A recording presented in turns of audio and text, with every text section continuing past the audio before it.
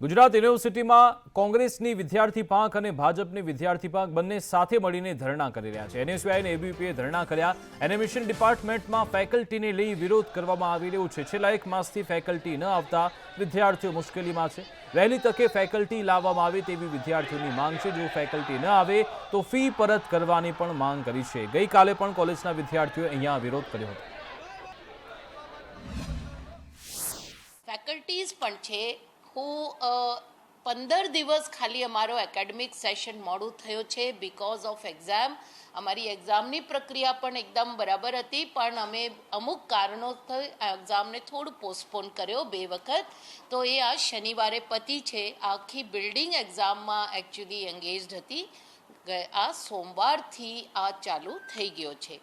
એક જે એડમિટ કે અમારી ભૂલે થઈ કે જે નવી ડેટ હતી કોર્સીસ ચાલુ કરવાની અમારે વેબસાઇટ ઉપર મૂકવી હતી, વેબસાઇટ ઉપર અમે નથી મૂકી. ઇન્ડિવિજ્યુઅલી સ્ટુડન્ટ્સને કહી દીધું હતું કે સોમવારથી થશે.